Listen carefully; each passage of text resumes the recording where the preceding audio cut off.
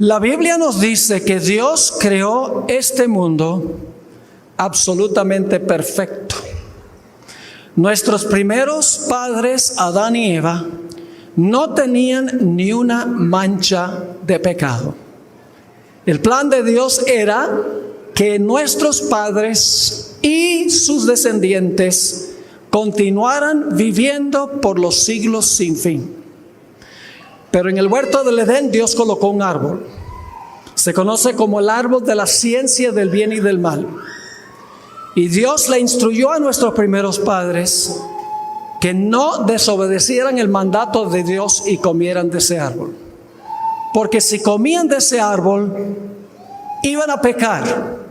Y la consecuencia del pecado sería la muerte. Todos sabemos que no solo pecaron nuestros padres, nuestros primeros padres, sino que la Biblia dice que todos han pecado y están destituidos de la gloria de Dios. No hay justo ni aun uno.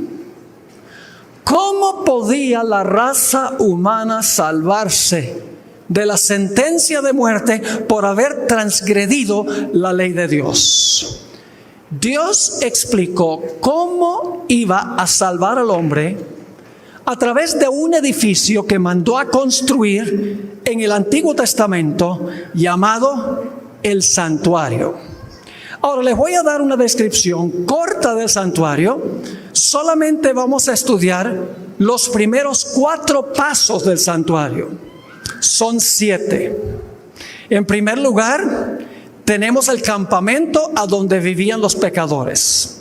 Jesús vino a vivir entre nosotros en nuestro campamento. Luego tenemos un patio o un atrio. En el atrio había un altar donde se sacrificaban los animales. Ese altar representa la muerte de Cristo Jesús.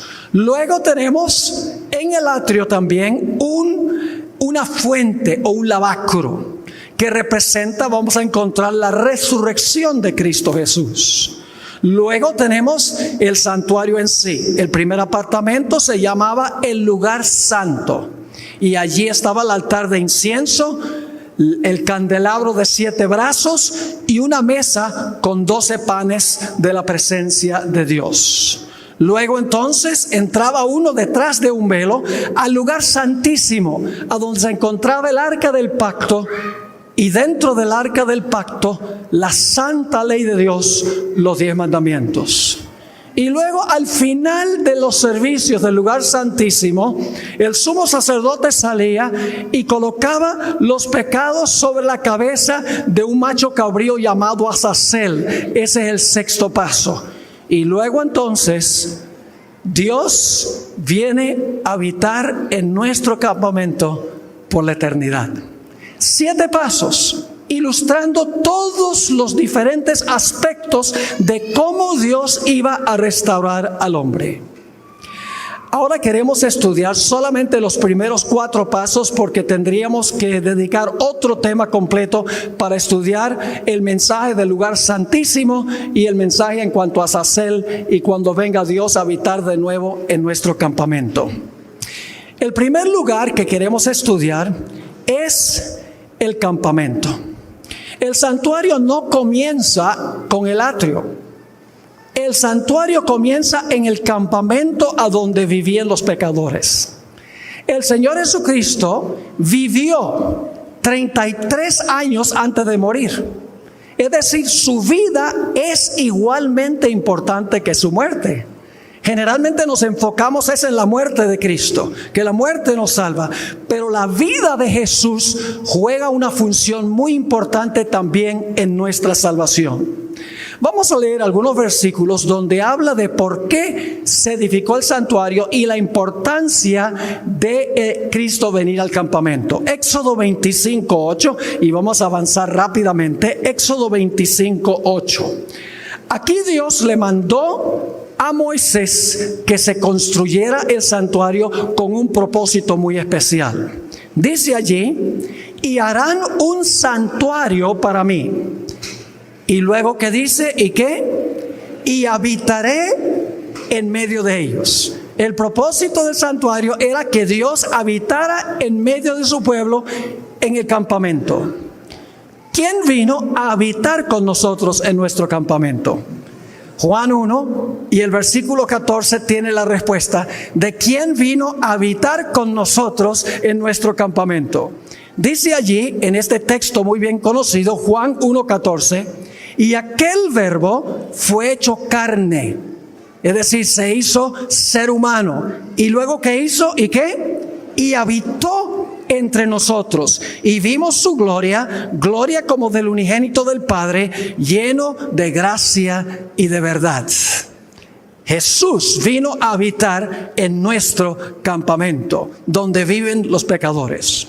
Otro texto que habla de la presencia de Jesús en nuestro campamento es Mateo, el capítulo 1 y el versículo 23. Todos estos textos son conocidos probablemente. Mateo 1:23. He aquí, una virgen concebirá y dará a luz un hijo, y llamarás su nombre Emmanuel, que traducido es, ¿qué cosa? Dios con nosotros. Ahora, ¿por qué tenía Jesús que venir a vivir en nuestro medio? ¿Por qué era necesario que Jesús viviera 33 años en nuestro medio antes de ir a la cruz para morir? Sencillamente, mis queridos hermanos y mis apreciadas visitas, porque el Señor Jesucristo tenía que hacer 3 cosas en su ministerio terrenal. En primer lugar, tenía que vivir una vida perfecta. La ley nos exige a cada uno de nosotros la perfección. Ninguno de nosotros le podemos ofrecer a la ley la vida perfecta que la ley exige. Por eso Jesús vino a vivir en nuestro medio para vivir la vida que la ley nos exige a nosotros. Que aceptando a Jesús como Salvador, Cristo toma su vida que vivió en nuestro medio, su vida perfecta, y nos pone a nuestra cuenta su vida, y Dios nos mira como si nunca hubiéramos pecado. Pero teníamos un segundo problema. No solamente no le podemos ofrecer perfección a la ley, sino que también, como hemos pecado, la ley exige nuestra muerte. Alguien tenía que pagar nuestra muerte. No solo vivir la vida que debemos vivir, sino morir la muerte que debemos morir. Y por eso, después que el Señor Jesucristo vivió su vida perfecta, fue a la cruz. Ahora, vamos a enfocarnos primero en la vida perfecta de Jesús. Vamos a una profecía muy interesante en el libro de Levítico, el capítulo 22 y el versículo 20 al 22. Levítico 22 y el versículo 20 al 22. Aquí está hablando de las víctimas que se ofrecían en el santuario. La víctima tenía que tener cierta característica. Dice allí en Levítico 22, 20: ninguna cosa en que haya defecto ofreceréis, porque no será acepto por vosotros. Asimismo, cuando alguno ofreciere sacrificio en ofrenda de paz a Jehová para cumplir un voto, o como ofrenda voluntaria, sea de vacas o de ovejas, para que sea aceptado, será sin defecto, ciego, perniquebrado, mutilado, verrugoso, sarnoso o roñoso. No ofreceréis estos a Jehová, ni de ellos pondréis ofrenda encendida sobre el altar de Jehová. La víctima que se iba a ofrecer no podía tener defecto, porque la víctima representaba a Cristo Jesús, quien vivió una vida sin pecado. Pero no solamente se exigía una víctima sin defecto, también se exigía un sacerdote sin defecto físico. Vamos a Levítico 21, el capítulo anterior, Levítico 21 y el versículo 17 al 21. Levítico 21, 17 al 21, a donde está hablando del sacerdote que tampoco podía tener defecto. Y no estamos hablando de defecto moral, estamos hablando de defecto físico, que en realidad representa la perfección moral de Jesús. Dice allí en el versículo 17: habla a Aarón y dile: ninguno de tus descendientes por sus generaciones que tenga algún defecto, se acercará para ofrecer el pan de su Dios. Porque ningún varón en el cual haya defecto se acercará. Varón ciego o cojo o mutilado o sobrado, o varón que tenga quebradura de pie o rotura de mano, o jorobado o enano, o que tenga nube en el ojo, o que tenga sarna o empeine o testículo magullado. Ningún varón de la descendencia del sacerdote Aarón en el cual haya defecto se acercará para ofrecer las ofrendas encendidas para Jehová. Hay defecto en él, no se acercará a ofrecer el pan de su Dios. La víctima no podía tener defecto y el sacerdote que ofrecía la víctima tampoco podía tener defecto. Notemos también otro texto a donde se juntan las ideas del cordero sin defecto que luego se sacrificaba. Éxodo 12, 5 y 6 está hablando del cordero pascual. Ahora, generalmente nos enfocamos en la muerte del cordero pascual, pero hay algo importante en cuanto al cordero pascual antes que fuera sacrificado. Dice en Éxodo 12, 5 y 6, en cuanto al cordero, el animal será ¿qué cosa? Sin defecto, macho de 1 año. Lo tomaréis de las ovejas o de las cabras y lo guardaréis hasta el día 14 de este mes. Y luego, ¿qué se hacía con el cordero que no tenía defecto? Dice, y lo inmolará toda la congregación del pueblo de Israel entre las 2 tardes. Ahora, ¿por qué razón no podía tener la víctima defecto ni el sacerdote defecto? Sencillamente porque la víctima y el sacerdote representaban a Cristo Jesús. Porque Jesús era el sacerdote que ofreció su propio sacrificio. En el Antiguo Testamento se necesitaba un sacerdote que ofreciera un sacrificio, pero Jesús es el sacerdote que ofrece su propio sacrificio. Dice en el libro de Hebreos, se ofreció a sí mismo. Vamos a Primera de Pedro, el capítulo 1 y el versículo 18 al 20. Primera de Pedro 1, 18 hasta el versículo 20. Nuevamente, las 2 características se le aplican aquí a Jesús para que vean que la víctima sin defecto y el sacerdote sin defecto representaban a Jesús. Dice allí en el versículo 18, sabiendo que fuisteis rescatados de vuestra vana manera de vivir, la cual recibiste de vuestros padres, no con cosas corruptibles como oro o plata, sino con ¿qué cosa? Esa es la muerte de Cristo. Con la sangre preciosa de Cristo, como de un ¿qué? Cordero sin mancha y sin contaminación, ya destinado desde antes de la fundación del mundo, pero manifestado en los postreros tiempos por amor de vosotros. ¿Qué representaba la víctima sin defecto y el sacerdote sin defecto? Representaba a Cristo Jesús. Escuchen bien. El cordero sin defecto representaba la vida perfecta de Cristo. La muerte del cordero representaba la muerte de Cristo. Ahora quiero que notemos lo que dice la Biblia en cuanto a la vida perfecta de Jesús, el aspecto de que el cordero no tuvo defecto. Hebreos 4 y el versículo 14 y 15. Hebreos 4 y el versículo 14 y 15 nos explica qué vida vivió Jesús.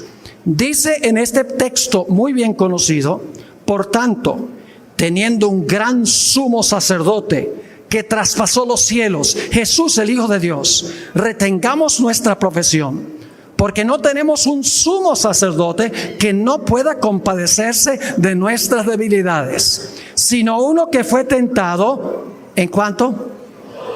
Tentado en todo, según nuestra semejanza, pero sin pecado. Por eso es el cordero sin mancha. Por eso es el sacerdote sin mancha. Noten Hebreos 7 y el versículo 25. Hebreos 7 y el versículo 25. Aquí se habla del sacerdote que no podía tener defecto y representa a Cristo Jesús. Dice en Hebreos 7, 25, porque tal sumo sacerdote nos convenía, santo, inocente, sin mancha, apartado de los pecadores y hecho más sublime que los cielos. Así que Jesús vivió en nuestro medio 33 años. Vivió en perfecta armonía con la ley. Nunca cometió un solo pecado. Tejió un manto de perfecta justicia para ofrecerle a cada ser humano en el mundo. Jesús vivió la vida que nosotros debemos vivir y nos ofrece a nosotros esa vida. Y cuando la recibimos, somos aceptos ante el Padre en el amado, porque el Padre acepta la vida justa de Jesús en vez de nuestra vida injusta. Su vida fue supremamente importante. Ahora hablemos en cuanto al segundo aspecto del santuario, en el atrio, el altar del sacrificio. Como les mencioné, nosotros tenemos dos problemas. En primer lugar, no tenemos una vida perfecta para ofrecerle a la ley. Y por eso la ley dice, como tú no me ofreces una vida perfecta sin pecado, tú tienes que morir. Ahora, Dios tenía que conseguir una forma en que podía salvarnos sin que nosotros tuviéramos que morir. Y por eso, después que Jesús vivió su vida perfecta, todos los pecados de toda la raza humana, los que se han cometido, los que se están cometiendo y los que faltan por cometer, fueron colocados sobre Cristo Jesús, y Jesús sufrió la muerte y el castigo que nos corresponde a todos nosotros. Vamos a leer algunos versículos que nos dicen esto. Segunda de Corintios 5 y el versículo 21. Segunda de Corintios 5 y el versículo 21. Uno de mis versículos favoritos de la Biblia. Dice en cuanto a Jesús, al que no conoció pecado. ¿Quién fue ese? Esa es su vida perfecta, ¿verdad? Al que no conoció pecado. Ahora escuchen. Por nosotros, ¿qué pasó? Lo hizo pecado. Es decir, los pecados nuestros fueron colocados sobre Él. ¿Con qué propósito? Porque, como dice aquí, el que no conoció pecado, todos los pecados son colocados sobre Él. La última parte del versículo dice, para que nosotros fuésemos hechos justicia de Dios en Él. Para que nosotros pudiésemos ser reconocidos como justos por la vida perfecta y la muerte de Cristo Jesús. Noten Gálatas 3 y el versículo 13, la misma lección. ¿Cómo es que nos salva Jesús? ¿Cómo nos salva de la muerte? Nos salva de la muerte tomando sobre sí mismo la muerte que nosotros merecemos. Dice ahí en Gálatas 3 y el versículo 13, Cristo nos redimió de la maldición de la ley. ¿Y saben lo que dicen algunos? La ley es mala porque la ley nos maldice. La ley no es mala porque nos maldice. Nos maldice porque nosotros somos malos. Cuando usted se come un semáforo en rojo, usted está bajo la ley. Y claro, la culpa la tiene el semáforo. La culpa la tengo yo. No la tiene el semáforo. De nada vale romper el semáforo. Es decir, Cristo nos redimió de la maldición de la ley. Nos maldice porque hemos pecado. ¿Y cómo lo hizo? Hecho por nosotros, ¿qué cosa? Maldición. Él tomó sobre sí mismo la maldición que nos merecemos nosotros. Vivió la vida perfecta en nuestro lugar. Murió en la cruz la muerte que nosotros debemos morir. Y yo pregunto, ¿por cuántas personas hizo Jesús esto? Vamos a leer algunos versículos. Juan 3:16, el versículo más famoso de la Biblia. Y vamos a leer solo la primera mitad del versículo. Y después volvemos a la segunda mitad. ¿Lo pueden repetir conmigo? Porque de tal manera amó Dios al mundo, que ha dado a su Hijo unigénito. Paren.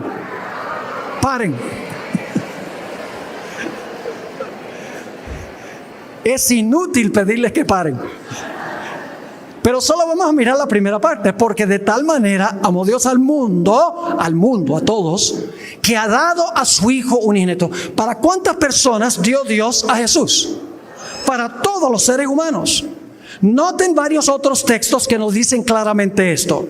Hebreos 2 y el versículo 9. Hebreos 2 y el versículo 9 nos dice, pero vemos a aquel que fue hecho un poco menor que los ángeles, a Jesús, coronado de gloria y de honra, a causa del padecimiento de la muerte, para que por la gracia de Dios gustase la muerte por Medellín. También, para que gustase la muerte por ¿cuántos? Por todos. Noten 1 de Juan 2 y el versículo 1 y 2. Primera de San Juan, el capítulo 2 y el versículo 1 y el versículo 2. Este librito está hacia el final del Nuevo Testamento, cerca del libro de Apocalipsis. Aquí Juan le está escribiendo a personas que han aceptado a Jesús. Le está escribiendo a creyentes. Y fíjense lo que dice Juan aquí en estos dos versículos. Hijitos míos, estas cosas os escribo para que no pequéis. Y si alguno hubiere pecado, abogado tenemos para con el Padre, a Jesucristo el que. Ve que yo no me puedo presentar porque yo no soy justo, pero lo puedo contratar a Él porque Él sí es justo. Versículo 2. Y Él es la propiciación por nuestros pecados. Y no solamente por los nuestros, es decir, los de los creyentes, sino que también por los de todo el mundo. ¿Por cuántas personas vivió Jesús? Todos. ¿Por cuántas personas murió Jesús? Por todos. ¿Jesús vivió por Hitler? ¿Jesús murió por Hitler? Hay personas que no nos caen muy bien, pero Cristo murió por todos. No importa cuán malos hayan sido. Notemos un texto más que nos dice que Cristo vivió y murió por todos. Isaías 53 y el versículo 5 y 6. Isaías 53, 5 y 6.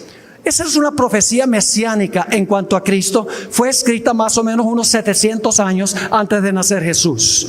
Dice, mas Él herido fue por nuestras rebeliones, molido por nuestros pecados. El castigo de nuestra paz fue sobre Él, y por su llaga fuimos nosotros curados. Todos nosotros nos descarriamos como ovejas, cada cual se apartó por su camino. Y ahora escuchen, mas Jehová cargó en Él el pecado de todos nosotros. Jesús vivió una vida perfecta en nuestro lugar, murió en la cruz en nuestro lugar por cada ser humano que jamás haya respirado en este planeta. Quiero leerles una cita muy interesante que escribió una escritora muy perceptiva, donde explica por cuántos murió Jesús. Dice así: el peso de la culpabilidad de todo pecado recayó sobre la alma divina del Redentor del mundo. Los malos pensamientos, las malas palabras, los malos actos de cada hijo e hija de Adán exigían una paga que recayó sobre Cristo, pues había llegado a ser el sustituto del hombre. Aunque no era suya la culpa del pecado, su espíritu fue desgarrado y magullado por las transgresiones de los hombres, y aquel que no conoció pecado llegó a ser pecado por nosotros para que pudiésemos ser justicia de Dios en él.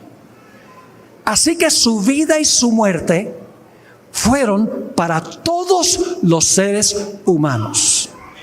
Ahora vamos al tercer paso. Nos hemos movido del campamento donde vivió su vida perfecta al altar a donde el Señor Jesucristo murió por el pecado, y ahora necesitamos movernos al lavacro o a la fuente que se encontraba entre el altar y el lugar santo del santuario, el primer apartamento de la carpa en sí.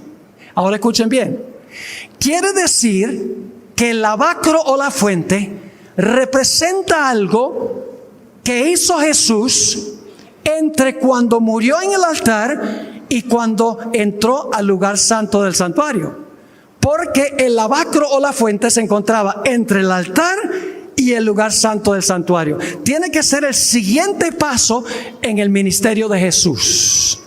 ¿Qué representa el lavacro o la fuente? La fuente representa la resurrección de Jesús. ¿Por qué existía la fuente? Porque el sacerdote, cuando ofrecía a la víctima, se manchaba con la sangre de la víctima. Llevaba en su cuerpo las señales de la muerte. Y antes que pudiera entrar al lugar santo para ministrar, tenía que lavarse completamente de todo vestigio de la muerte del sacrificio que había sido ofrecido. Ahora vamos a leer el libro de Tito, el capítulo 3 y el versículo 4 y 5. Tito, el capítulo 3 y el versículo 4 y el versículo 5. Aquí se habla del lavacro o del lavamiento de la regeneración. Vamos a leer esos dos versículos, Tito 3 y el versículo 4 y 5. Pero cuando se manifestó la bondad de Dios nuestro Salvador y su amor para con los hombres, nos salvó, no por obras de justicia que nosotros hubiéramos hecho, sino por su misericordia, por el lavamiento de la ¿qué? De la regeneración y por la renovación del Espíritu Santo. Es el lavamiento de la ¿qué? De la regeneración. Yo pregunto, ¿qué significa regenerar? La palabra en el griego consta de dos palabras griegas en una. Palin, que significa otra vez, y genesia significa vivir. Es decir, la palabra significa vivir otra vez o vivir de nuevo, volver a la existencia. Es decir, el lavamiento que dice aquí, el lavamiento de la regeneración, es representado por el agua a donde el Señor Jesucristo resucita y se lava completamente de todo vestigio de la muerte, porque cuando resucitó ya no muere más. Vamos a Romanos 6, 9 y 10 para que ustedes vean cómo Jesús se despojó de todo vestigio de la muerte cuando resucitó de los muertos. Romanos 6 y el versículo 9 y 10. Sabiendo que Cristo, habiendo resucitado de los muertos, luego ¿qué dice? Ya no muere. Se lavó de la muerte. En Él no hay vestigio de muerte. Sigue diciendo, la muerte no se enseñoreará ¿qué? Más de Él. Porque en cuanto murió, al pecado murió una vez por todos, mas en cuanto vive, vive para Dios. Jesús cuando resucitó, dejó en el sepulcro todo vestigio de la muerte. Ahora, los cristianos de hoy en día se enfocan especialmente en la cruz. Hablan de la cruz y hablan de la cruz y hablan de la cruz. Y dicen, Cristo nos perdonó nuestros pecados en la cruz. Pero ¿saben algo, mis queridos hermanos y amigos? El Señor Jesucristo no perdonó los pecados en la cruz. Si Cristo no hubiera resucitado, estaríamos todavía en nuestros pecados. Y ustedes dicen, ¿cómo es eso? ¿Eso lo enseña la Biblia? Vamos a 1 Corintios, el capítulo 15, y vamos a leer desde el versículo 17 hasta el versículo 20. 1 Corintios 15 y el versículo 17 hasta el versículo 20. Dice lo siguiente: y si Cristo no resucitó, vuestra fe es vana. Entonces yo pregunto, si Jesús murió pero no resucitó, ¿nos salva? No, Señor. Dice, y si Cristo no resucitó, vuestra fe es vana. ¿Aún estáis qué? Entonces no los perdonó en la cruz, porque si no resucita estamos aún en nuestros pecados. ¿Lo están entendiendo o no? Así que sigue diciendo, aún estáis en vuestros pecados. Entonces también los que durmieron en Cristo perecieron. Si Jesús no resucita, los que murieron perecieron, y los que están vivos perecieron también. Y vamos a ver por qué. Dice el apóstol Pablo en el versículo 19, si en esta vida solamente esperamos en Cristo, somos los más dignos de conmiseración de todos los hombres. Mas ahora Cristo ha resucitado. de los muertos, primicias de los que durmieron, es hecho. Pregunto, ¿por qué fue necesario que Jesús resucitara? Porque Él tenía que entrar al lugar santo para interceder. Y un Salvador muerto no puede interceder. Su vida y su muerte hubiera sido en vano si Jesús no resucita para cumplir la siguiente función en el lugar santo del santuario. Y ustedes dicen, pero pastor, ¿cuál es la siguiente función de Jesús en el santuario? Volvemos otra vez a Juan 3, 14 al 16. Juan 3, 14 al 16.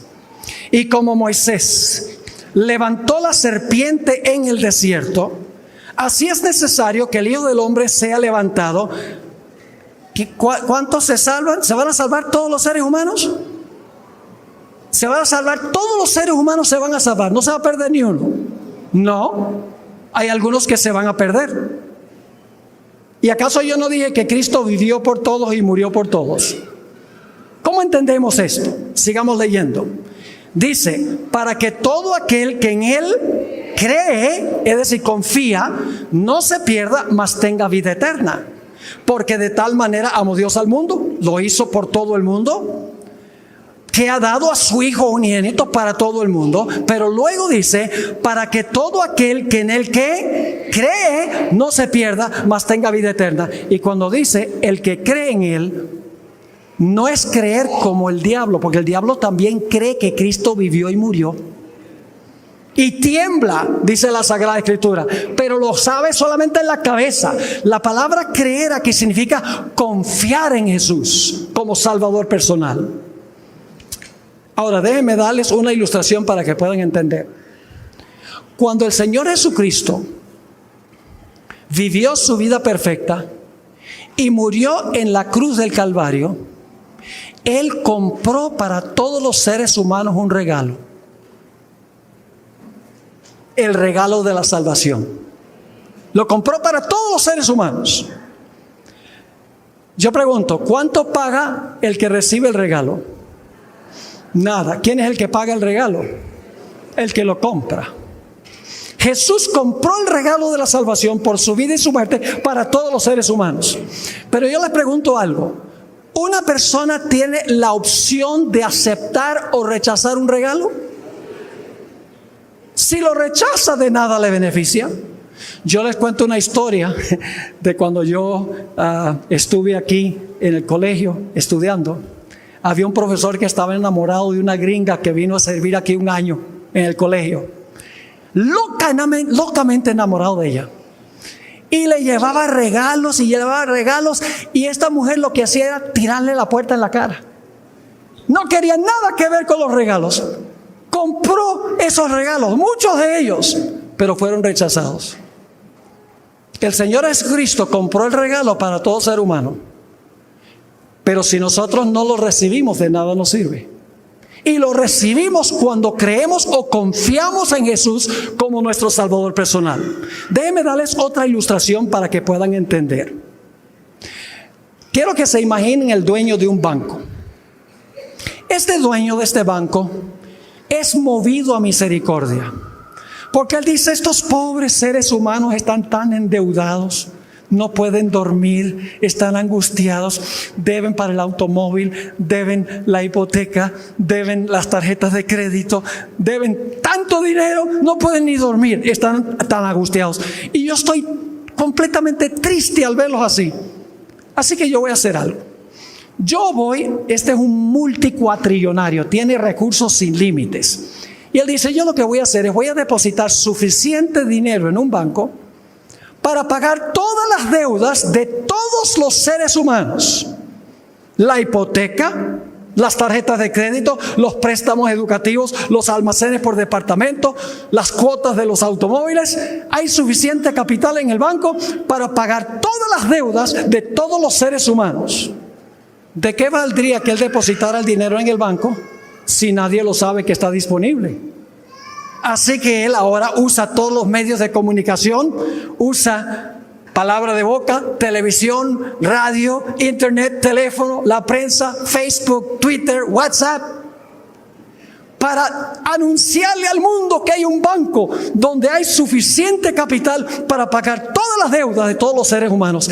El capital está allí, pero hay una condición, y es que los deudores tienen que arrepentirse de haberse endeudado. Y tienen que confesar que hicieron mal en endeudarse. Y tienen que venir al banco confiados de que cuando el individuo dice que hay suficiente capital, que si lo reclaman, él va a ponerles el capital a su cuenta. ¿Cuántas personas creen ustedes que aprovecharían esa oportunidad? Yo creo que había una cola que daría varias vueltas al mundo. Pero escuchen bien. Jesús, por su vida y su muerte, depositó suficiente capital en el banco del universo para pagar la deuda de cada ser humano. Pero nosotros tenemos que arrepentirnos de habernos endeudado. Tenemos que confesar que hicimos mal en endeudarnos. Tenemos que confiar que el capital está allí y tenemos que reclamarlo. Y entonces Jesús toma el capital, nos lo pone a nuestra cuenta y Dios nos mira como si nunca hubiéramos pecado. Así que Juan 3:16 sí dice, porque de tal manera amó Dios al mundo que ha dado a su Hijo unigénito. Pero luego dice, para que todo aquel que él cree, que se arrepiente, que confiesa su pecado, que confía en Jesús, no se pierda, mas tenga vida eterna. En el libro devocional, Hijos e Hijas de Dios, página 24, encontramos esta linda cita. Esta ilustración del banco no la inventé yo, la conseguí en esta matutina. Escuchen lo que dice. Cristo se ha comprometido a ser nuestro sustituto y garante, y no pasa por alto a nadie. Hay un fondo inagotable de obediencia perfecta que proviene de su obediencia. Hay un fondo inagotable de obediencia que Jesús depositó en el banco celestial. Sigue diciendo, en el cielo, sus méritos, los de Jesús, su abnegación, su sacrificio propio, se atesoran como incienso que se ofrece juntamente con las oraciones de su pueblo. Cuando las oraciones sinceras y humildes de los pecadores ascienden al trono de Dios, aquí viene la parte más linda. Cristo mezcla con ellas los méritos de su propia vida de perfecta obediencia. Nuestras oraciones resultan fragantes gracias a este incienso. Cristo se ha comprometido a interceder en nuestro favor y el Padre siempre oye a su Hijo. Cuando pecamos, venimos a Jesús, le decimos a Jesús, Señor, estoy triste por lo que hice. Te mandó a la cruz, te causó que clamaras en la cruz, Dios mío, ¿por qué me has desamparado? El pecado es terrible, Señor, perdóname por haber pecado. Pero yo también confío de que Jesús vivió una vida perfecta, murió por el pecado. Quiero reclamar el capital de su vida perfecta y de su muerte por el pecado. Por favor, toma eso y ponlo a mi cuenta. Y cuando lo hago y vengo al trono de la gracia, el Padre toma el capital de Jesús y me lo pone a mi cuenta, y Dios me mira como si nunca hubiera pecado. ¡Qué linda noticia es esa! Por eso en 1 de Juan 2, 1 y 2, el apóstol Juan, el discípulo amado, escribió: hijitos míos, estas cosas os escribo para que no pequéis. Y si alguno hubiere pecado, abogado tenemos para con el Padre, a Jesucristo el justo. Jesús se puede presentar como el justo. Dice, no lo mires a él que es injusto. Me ha aceptado a mí, acepta mi justicia en lugar de su injusticia. En Hebreos 7 y el versículo 25 dice, por lo cual puede también salvar perpetuamente a los que por él se acercan a Dios, viviendo siempre para interceder por ellos. Ahora, yo mencioné que el Señor Jesucristo no perdonó los pecados en la cruz.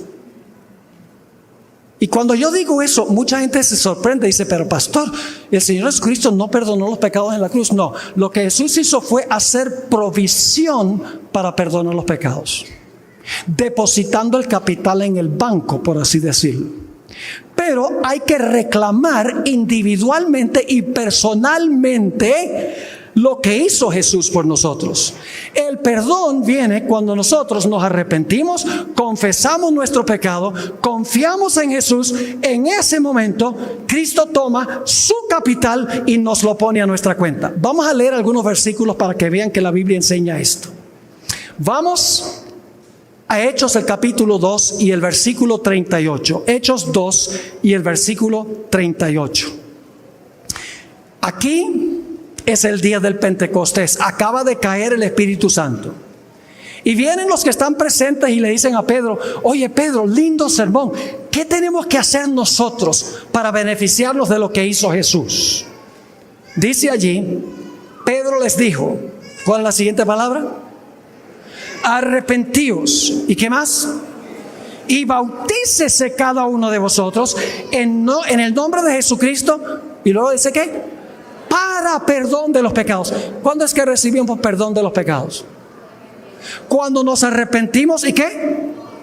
Y nos bautizamos, dice aquí. Dice nuevamente, arrepentíos y bautícese cada uno de vosotros en el nombre de Jesucristo para perdón de los pecados. Y luego dice, y recibiréis el don del Espíritu Santo. Ustedes conocen muy bien ese versículo en el libro de Proverbios, donde dice, el que encubre sus pecados no prosperará, mas el que los confiesa y se aparta alcanzará misericordia.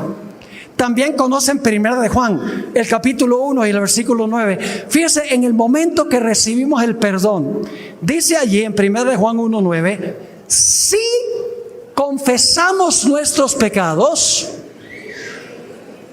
¿qué pasa? Él es fiel y justo, ¿para qué? Para perdonar nuestros pecados y limpiarnos de toda maldad. ¿Cuándo es que somos limpios de nuestra maldad? ¿Cuándo es que nuestros pecados son perdonados? Cuando nosotros nos arrepentimos y confesamos nuestros pecados y reclamamos el capital que se encuentra en el banco. ¿Están entendiendo todos estos puntos? Quiero leerles un par de citas. Una de las citas se encuentra en ese libro clásico, Fe y Obras. Dice lo siguiente: es la justicia de Cristo la que hace que el pecador penitente, ¿qué clase de pecador? Penitente significa que está triste por el pecado. Es la justicia de Cristo lo que hace que el pecador penitente sea aceptable ante Dios y lo que obra su justificación. Ahora escuchen esta buena nueva. No importa cuán pecaminosa haya sido su vida,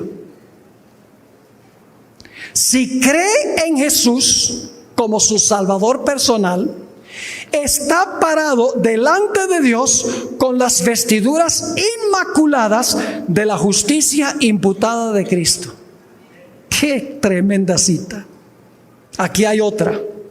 La gracia de Cristo justifica gratuitamente al pecador, sin mérito o reclamo de su parte.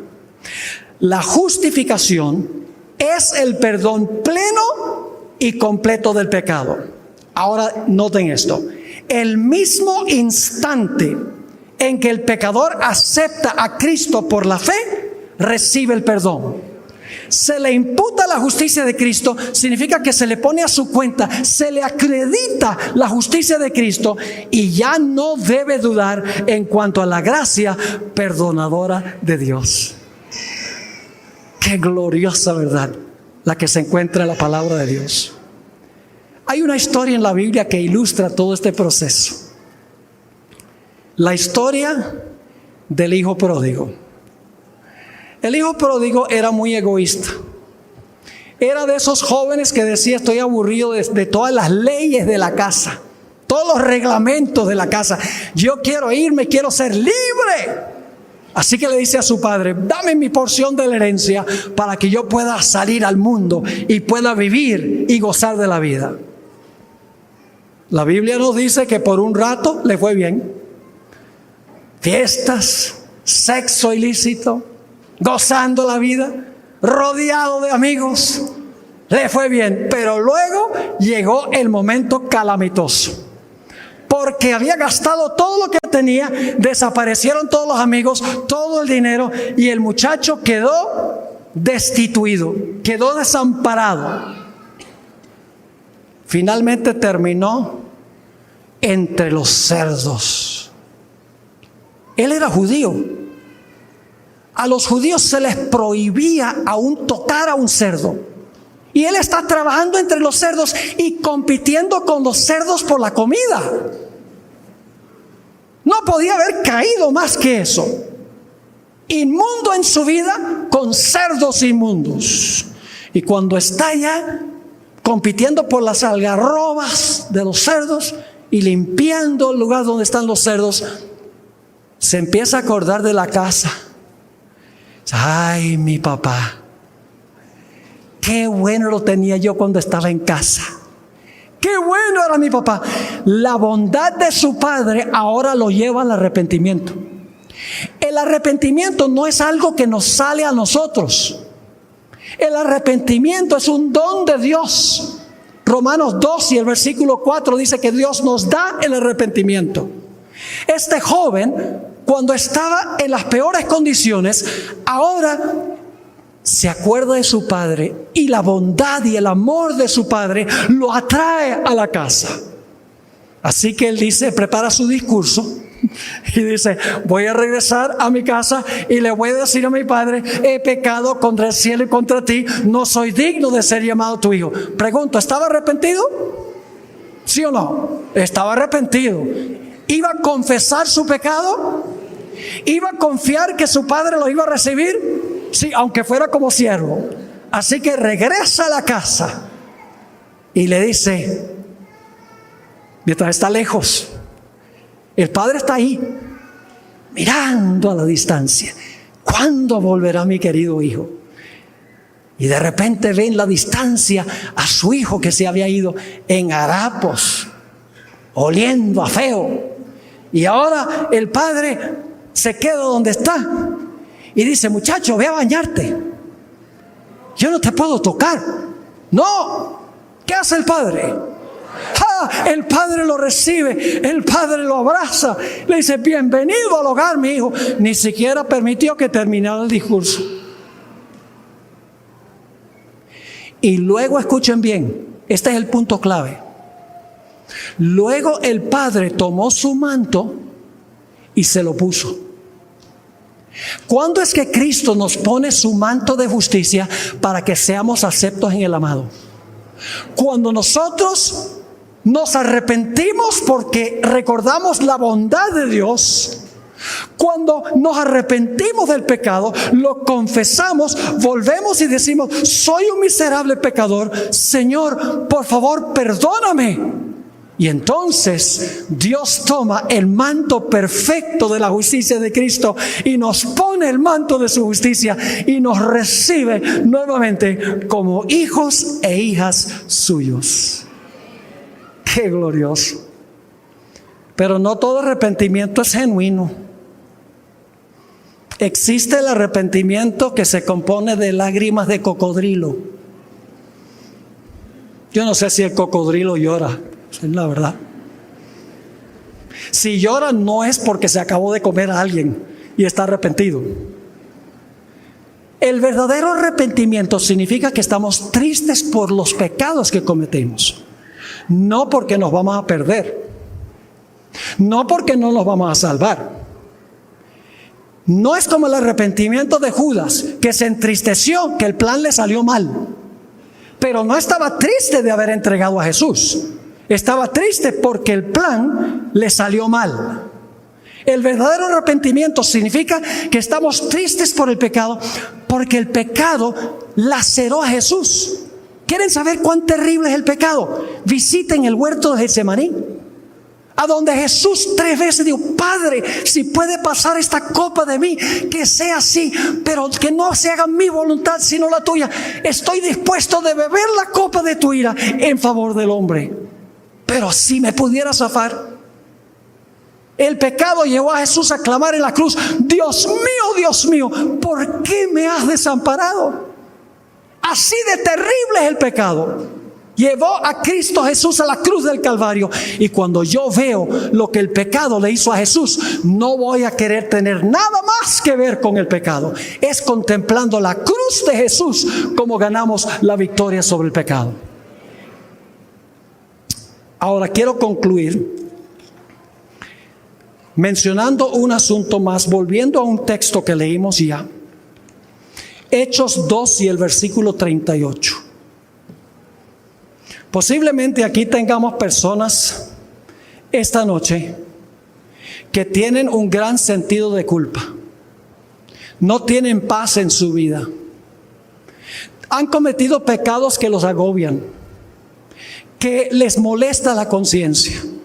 Posiblemente inclusive hay algunos que no pueden dormir por cosas que han ocurrido en su vida, por pecados que han cometido.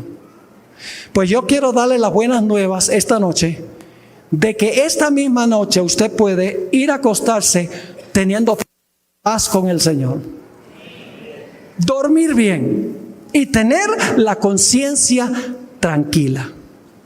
Y usted dice: ¿cómo sucede eso? Hechos 2:38 nos dice, y aquí está hablando Pedro: arrepentíos y bautícese. Fíjese que es individual, ¿verdad? Y bautícese, ¿qué? Cada uno de vosotros en el nombre de Jesucristo. ¿Con qué propósito? Para perdón de los pecados. Y luego ofrece otro don. Dice: y recibiréis, ¿qué cosa? Recibiréis el Espíritu Santo. Es decir, en el momento en que nosotros nos arrepentimos, tomamos la decisión de bautizarnos. Cuando nos bautizamos, nuestros pecados son sepultados en el agua y Dios nos mira como si nunca hubiéramos pecado y nos da su Santo Espíritu para transformar y cambiar nuestra vida, para que podamos vivir una vida completamente distinta y diferente. Esa es la promesa de Dios. Ahora quiero compartir con ustedes algo sobre el asunto del bautismo. El bautismo bíblico es un bautismo por inmersión. Es decir, el bautismo por aspersión, cuando un bebé nació, lo bautizaron, ese bautismo no es bíblico. Y el bautismo, todos los bautismos en la Biblia fueron bautismos de adultos. Personas ya que podían entender lo que estaban haciendo. Porque la Biblia dice que para bautizarnos tenemos que creer en eso. Un bebé no puede hacer eso. Tenemos que arrepentirnos. Un bebé no puede hacer eso.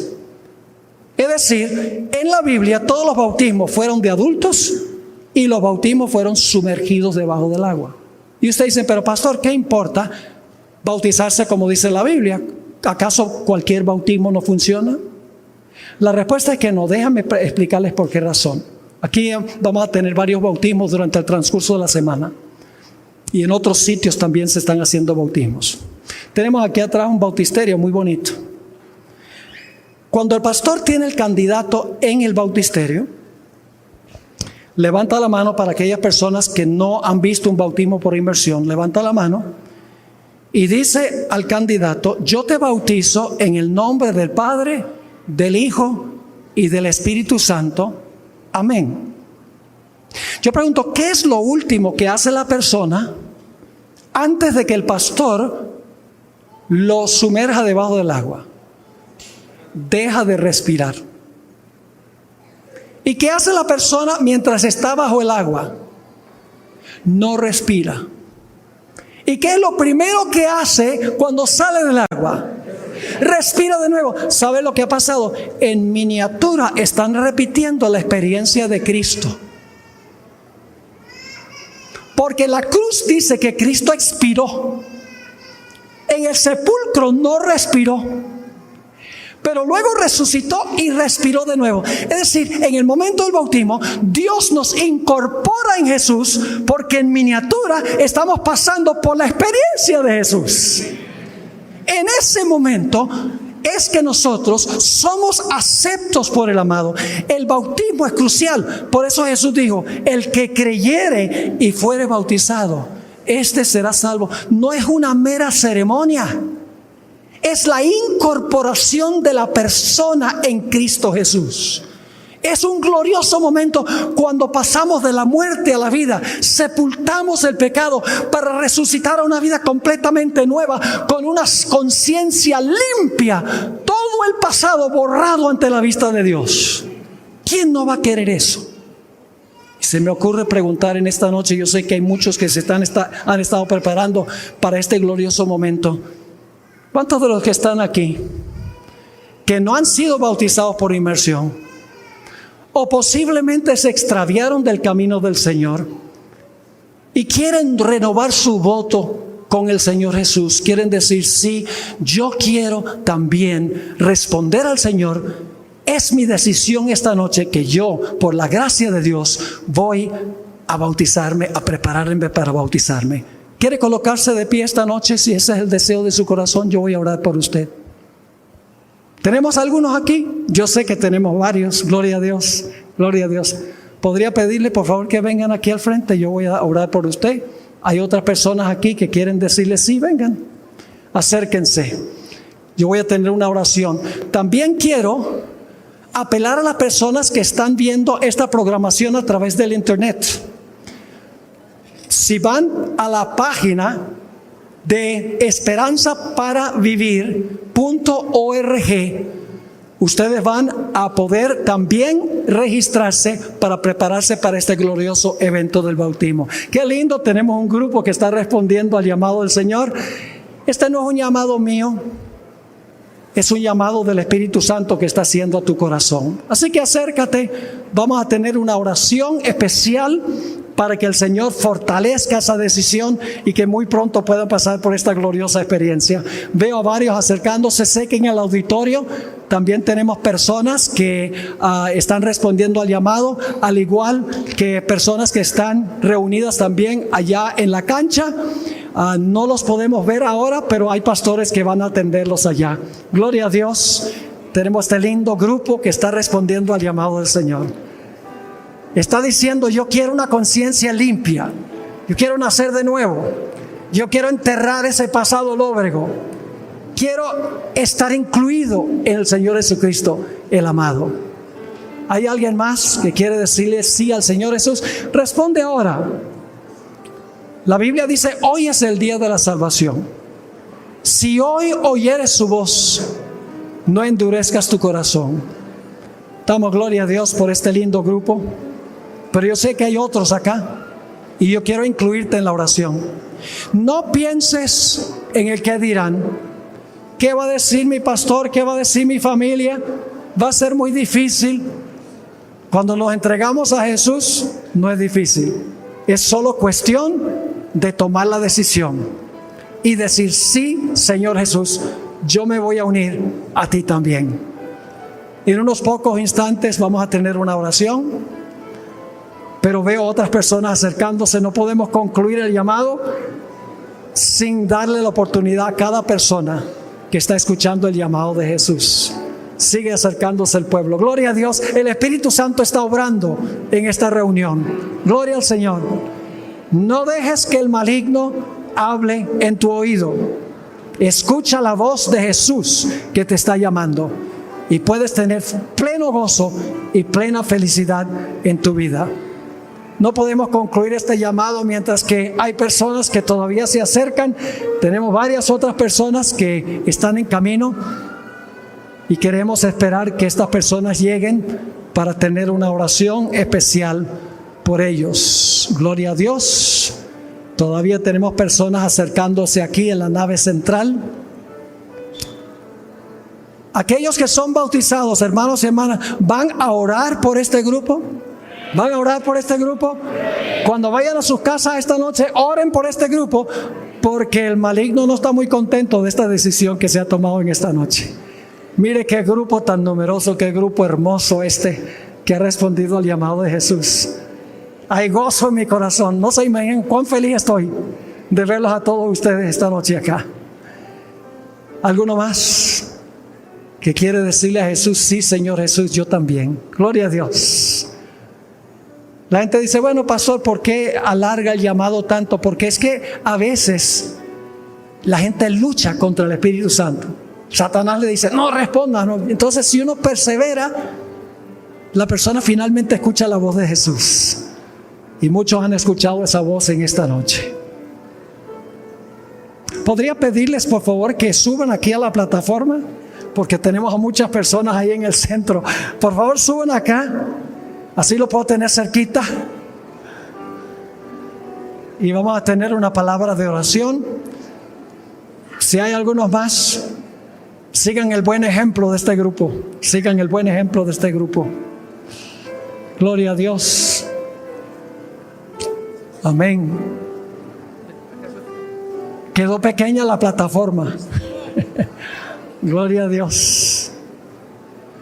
Esperamos un poquito que vienen algunos más acercándose. Posiblemente algunos vienen del auditorio o tal vez de la cancha. Ya tenemos otro tanto de personas que han respondido al llamado también. Por favor, súbanse aquí a la plataforma. Vamos a tener una palabra de oración para pedir que Dios bendiga esta decisión especial que ustedes han tomado en esta noche.